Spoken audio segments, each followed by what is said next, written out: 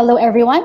I am Piranada. Welcome to Rappler Newsmaker. Our guest today is Senator Koko Pimentel, and we're going to talk about the latest developments in PDP-Laban, especially the president's remarks over the weekend about PDP-Laban and the 2022 elections. Senator Pimentel, thank you so much for joining us.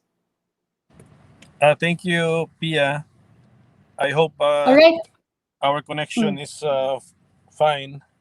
Yes, I hope so too. So Senator, siguro we'll go straight into it, no? We just like to get your reaction, first of all, to President Duterte's remarks last July 17. He blamed you for the party rift, even frankly insulting your intelligence and your political savvy. He was also saying that your late father, Senator Nene, and yourself are politically irrelevant in Cagayan de Oro. What is your initial reaction to those words from the president? Well, that's his opinion, and of course, my political leadership over the party, which spanned for decades, was definitely not perfect. Syempre, kasi I made many thousands of decisions, and definitely hindi naman happy lahat dun, or not all decisions are perfect. So there's no need to dispute my humanity. Yeah. Mhm. Do you still consider yourself an ally of the president's after these words from him? Yes, because actually I chair the critical in the Senate critical committee on foreign relations, and we will have some treaties endorsed by the executive branch to be concurred in by the Senate. So I will be supportive of the initiatives of the president, which will be good for the country. And remember, we are still party mates, and we worked for his victory in 2016. So Mhm. it's the PDP Laban, which is now the so-called ruling party. So we will have to work. At saka, we belong to one ship of state. We always wish our president all the success. Mhm. How about, sir, for 2022? Do you consider yourself an ally of the president's for the elections next year? Like, if he runs for vice president or any position, will you be supporting him? Well, hindi pa natin talaga alam who will be allies because it depends on the filing. And it's still July, and in politics anything is possible. So, wag na muna tayo magsalita ng parang patapos. So, kami ni Secretary Cusi, Attorney Matibag, who are debating uh, in public about the intramurals in the party. Well, Mhm. allow us some give us some time to either resolve this, or one possible result, hindi solution but result. And I'm hoping that it will be a still a friendly parting of ways. Ganun na lang sana, because if we have different opinions about who should be the next president of the country, who our bets should be, we should not take that too personally, and then uh, destroy all of our personal relationships. Sir, na-mention niyo peaceful parting of ways. So, meron pa ring parting of ways, but you said peaceful. So, does this mean that you're exploring ways to resolve this rift without the legal option, yung a legal battle? Are you trying to find a way to avoid that? And what are the ways forward? No, we are open to anything, pero basta ganito, I want to make it clear that from our point of view, we are the legitimate PDP Laban because we are the status quo. Those who claim that they have changed the status quo, they have the burden of proving that they have done so legitimately, properly, and in accordance with existing rules.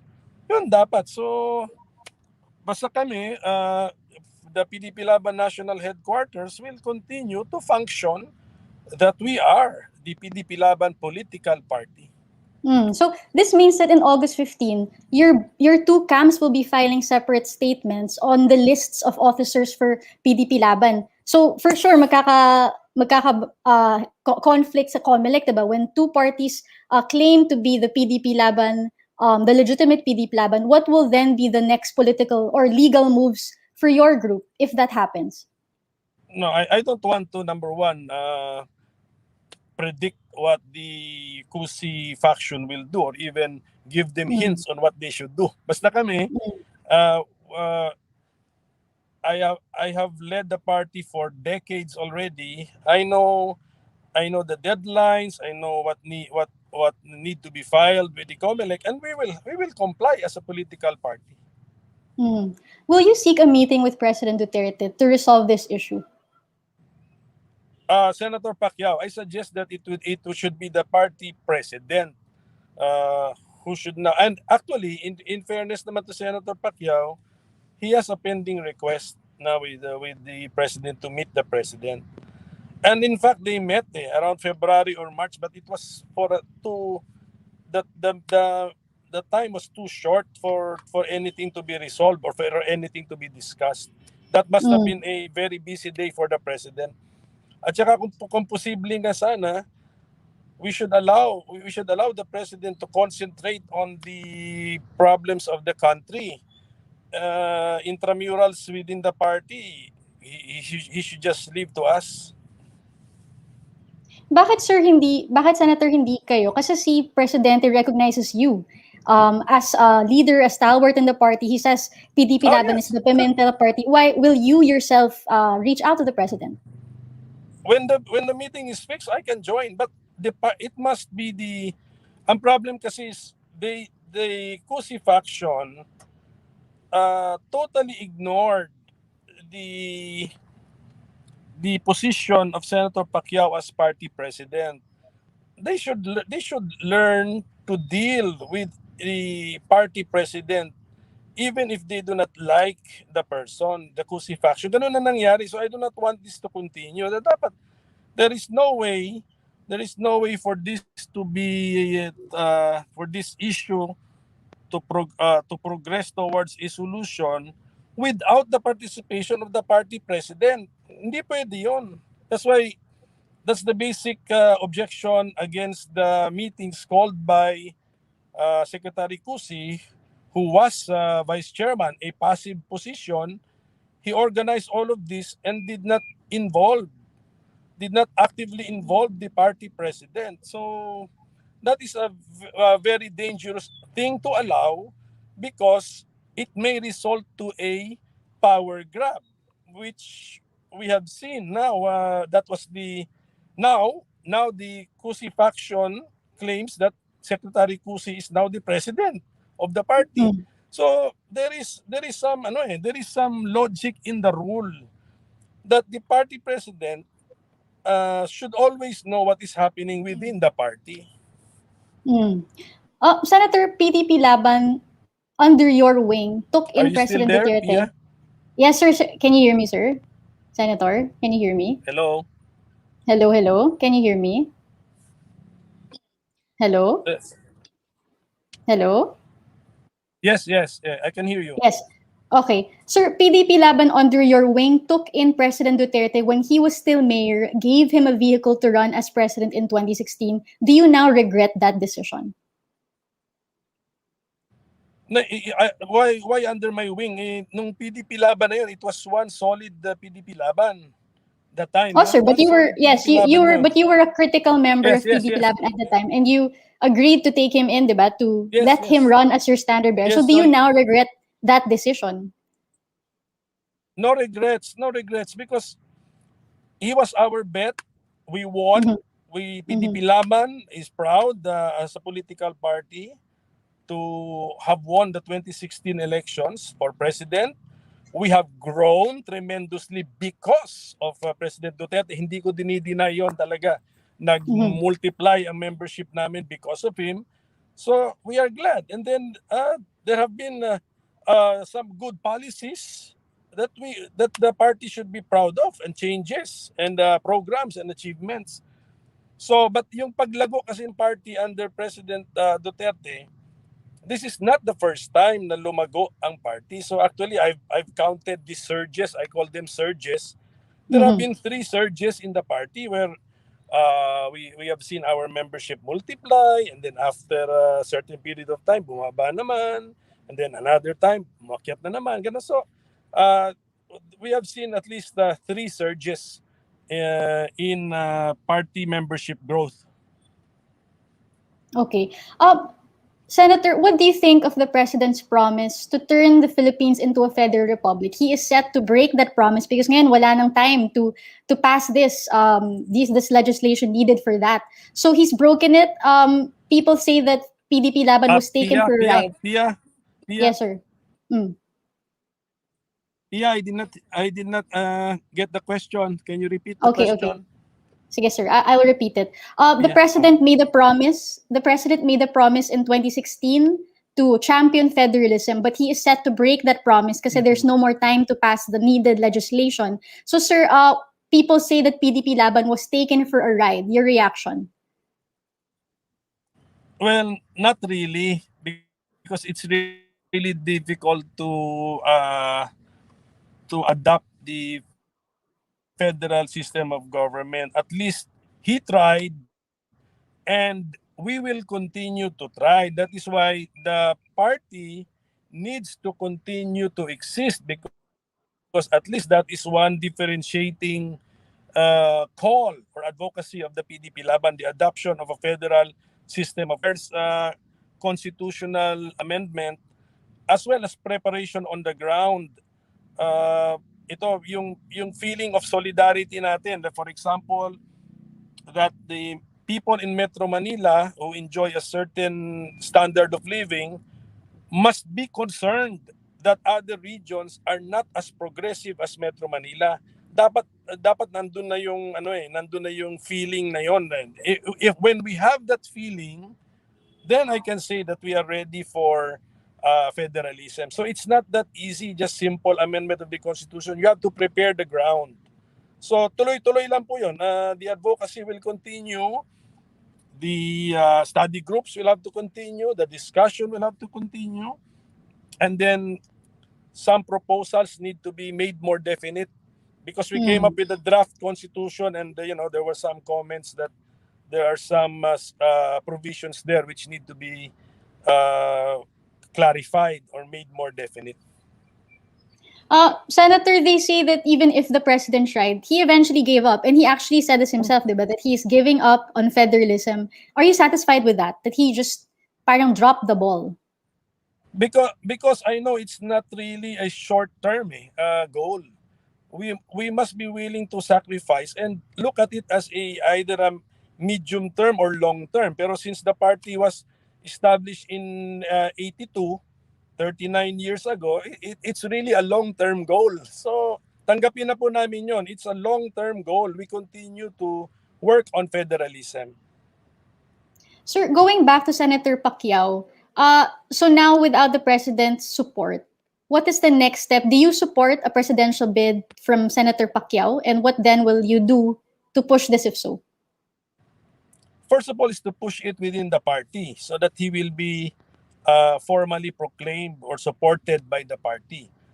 But yeah, he must first of all make a formal declaration. So hintayin na natin pagbalik niya in September. So uh, kasi ako talaga, ang aking position talaga, running for public office must be a voluntary act. You should not be forced. You can be encouraged, but the final decision is with you. So hintayin na natin by September. If he declares, then there is no other, as far as our PDP-Laban, the PDP-Laban is concerned, there is no other member interested. Then siguro by acclamation na lang kami. Then we will now proclaim him as our presidential nominee. So yeah, that is the logical sequence. Pero the first step is for him to formally declare. Mm.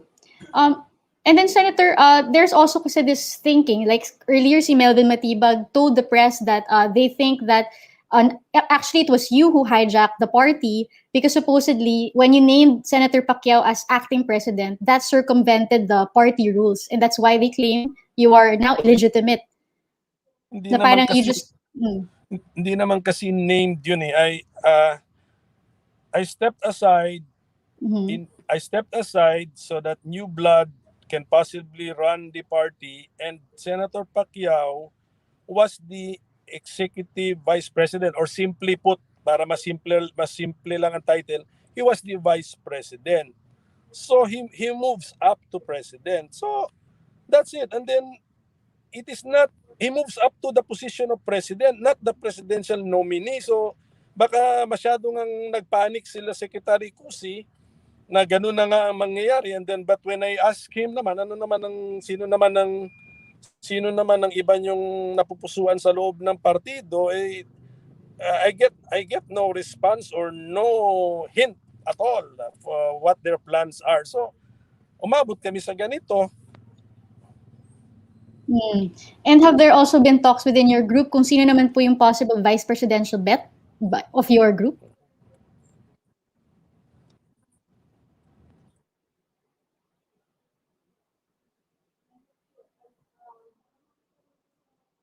Hello?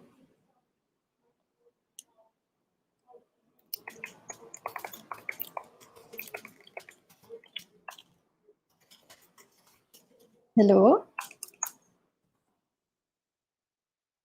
Hello?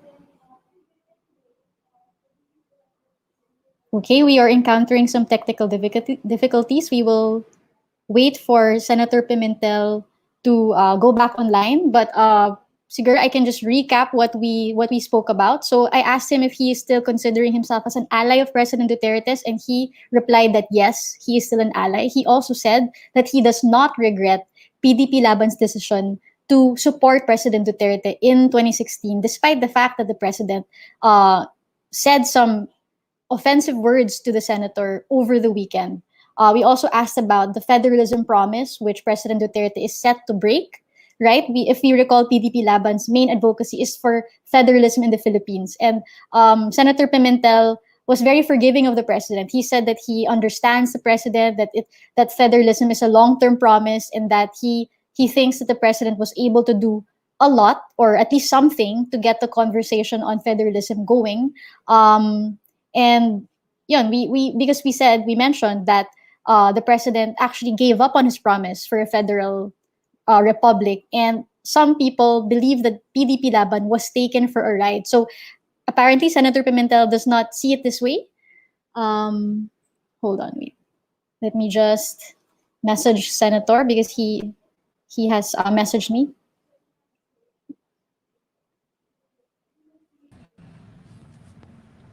Ayan, Senator, hello. Last question na lang, sir. Sorry about the interruption. Beyond our It's control. all right. Okay lang po, Senator. Anyway, I'm down to my last question kasi sir, we said that we keep it close. Right, sir. So we are also now down to less than a year before the president steps down. 5 eventful years have passed. What is your assessment of President Duterte's governance so far? Well, the President Duterte has shaken up Philippine society and has introduced a lot of changes. And then we can see that he also really implemented the infrastructure program that he said he would do. So a lot of things have changed under President Duterte. Do you think, sir, that democracy in the Philippines, something which PDP-Laban stood for, it's one of its principles, do you think democracy was degraded during the administration of the president? Well, if we will apply it now to our struggle, it depends now on who emerges victorious. So if our group emerges victorious, then we can see that the institutions would still be working and democracy is alive. Okay, but sir, what if the other group wins? Are you saying that democracy has in fact degraded, deteriorated under Duterte? Because if the other group wins, then a power grab has been legitimized. That's very unusual and very dangerous for other parties. It might be a playbook to be followed for other parties. So in this way, you think the president has in fact compromised democracy here? Would you support him if that happens? Wala pa naman eh. The ultimate result is we have not yet seen the ultimate result.